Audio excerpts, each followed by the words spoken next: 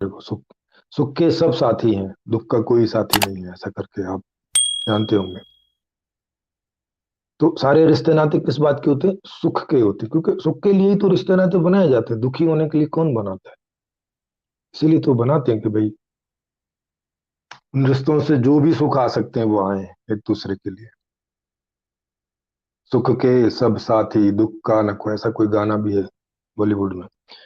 तो परिवार बिखरने लगता है, रिश्ते बिखरने लगते हैं, पत्नी मुंह मोड़ने लगती है, माँ बाप ताने मारने लगते हैं, बच्चे बाप बोलने से इनकार करने लगते हैं। ये ये इस तरह का संबंधों वाला दुख खड़ा होने लगता है। पड़ोसी इंपॉर्टेंस नहीं देता, क्योंकि अब गरीब को क्या इंपॉर्टेंस देनी, उससे उसको क्या मिल सकता है? कुछ नहीं। वहां समाज में कहीं कोई कुछ भी बात हो तो आप वहां जाओगे भी तो ऐसे ही बैठो कहीं कोने में, आपको कोई रिस्पेक्टेड स्थान नहीं मिलेगा। कोई आपको बोलेगा नहीं क्या, आइए आइए सर यहाँ बैठिए, साहब यहाँ बैठिए। कोई इज्जत नहीं समाज में। जब घर में इज्जत नहीं तो फिर बाहर का क्या मतलब बनता है? कोई इज्जत नहीं। अब जब ऐसी स्थिति हो जाए तो अब कोई जो बहुत आत्मसम्मान वाला आदमी है कि भाई इतना ऐसा तो सब महसूस नहीं करेंगे और जीवन नहीं जिएंगे, और फिर वो अपने बच्चों को, अपने सबको प्यार भी करता है, तो उसके लिए अब वो इनमें से कई सारे लोग जो है अपराध की जीवन में उतरने लगते हैं।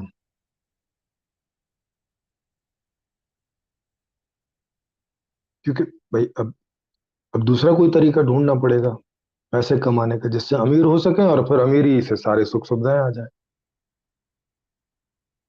तो आपको ये दूसरे दिन के स्पीच में आपको बताया था जीवन का उद्देश्य क्या। जीवन का उद्देश्य क्या है?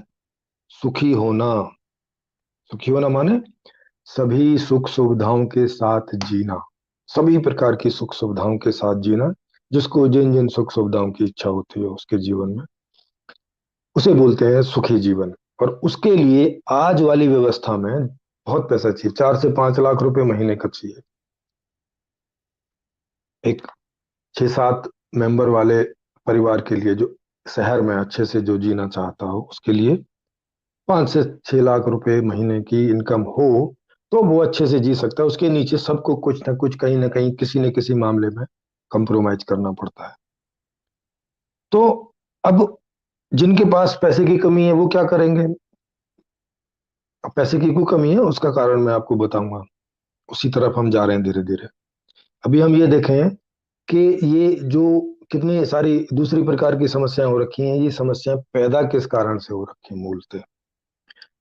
तो गरीब लोग सब कहीं ना कहीं किसी न किसी अपराध में संलग्न होने लगते हैं, क्योंकि घर तो चलाना है, अपने प्यारों को सुखी तो रखना है, बच्चों को पढ़ाना है, बीमार हो गए तो मेडिकल में करवाना है ना?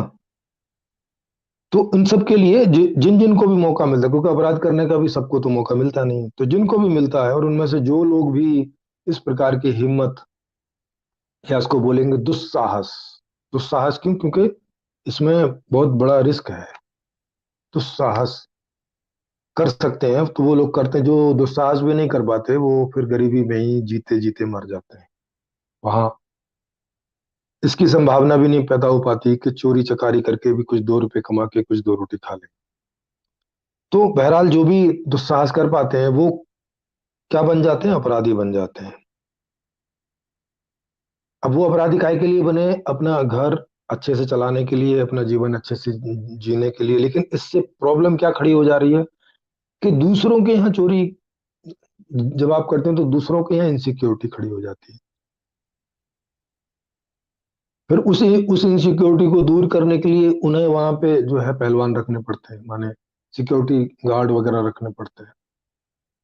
फिर अब चोरी करने वाले ने चोरी तो करनी है, क्योंकि बिना चोरी करे तो वो वैसे भी मर जाएगा, वो तो कोई भी रिस्क लेने को तैयार है। तो अब वो वहां फिर मर्डर करने को भी तैयार हो जाता है कि जो वहां गार्ड रखे हैं, अब गार्ड को मारना पड़ेगा वहां चोरी करनी है। या तो मारना पड़ेगा या तो गार्ड के साथ भी साठगांठ करनी पड़ेगी, क्योंकि गार्ड भी तो गरीब ही है। तो बोलेगा कि तू कुछ ऐसा करके मैं चोरी कर लूं और तुझे मारना भी ना पड़े, और जो भी चोरी होगी कुछ तू ले लेना, कुछ मैं ले लूंगा। तो या तो गार्ड के साथ मंडवाली करेगा। गार्ड के साथ मांडवाली करेगा तो और आगे की समस्या, पुलिस आएगी, पूछताछ करेगी, पकड़ा गया तो समझ रहे हो, समस्या के बाद समस्या, समस्या के बाद समस्या। और समस्या क्या थी मूल में? गरीबी। यहाँ अभी जो मैं बता रहा हूँ, अब गरीबी के भी पीछे क्या कारण है उसमें पहुंचेंगे, क्योंकि गरीबी भी मूल कारण नहीं है। गरीबी भी हमारे यहाँ पैदा हुआ हुआ कारण है, ये मूल कारण नहीं है। अब आ जाइए, अब मैं आपको बताता हूँ कि इन सबका मूल कारण क्या है। ये तो आप मोटा मोटा समझ गए होंगे, इनके ऊपर और बाद में भी हम अलग से भी चर्चा करेंगे कि भाई क्यों गरीबी से अपराध होते हैं, या जो देश थोड़े अमीर हैं वहां क्यों अपराधों की गिनती कम हो जाती है। तो डाटा से भी देखेंगे और ऐसे भी समझेंगे दिमाग से। अब गरीब क्यों, 90% लोग गरीब क्यों हैं, इस बात को समझते हैं। इसमें किसकी गलती है? क्या किसी प्रधानमंत्री की गलती है? क्या किसी मंत्री की गलती है? क्या किसी पिता की गलती है? क्या किसी माता की गलती है? क्या किसी प्रधान की गलती है? किसकी गलती है? क्योंकि जिसकी जहां गलती पता चलेगी तो उसका फिर निवारण भी सोचेंगे।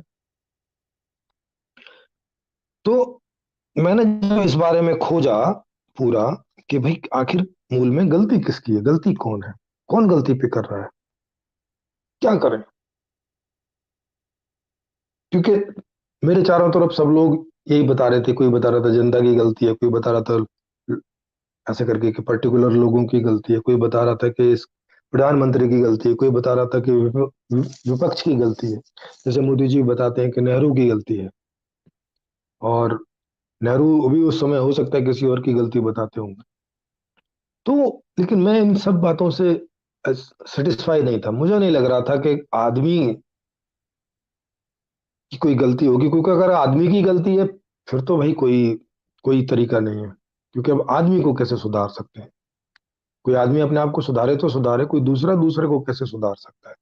ये तो संभावना ही नहीं है। तो मैंने सोचा कि ऐसा तो नहीं है कि कुछ और ही कारण हो। तो फिर मैंने इसकी डिटेल में जब खोज खबर की, तो जो खोज खबर से आया मैं उसको अब आपको आपके सामने रखने जा रहा हूँ।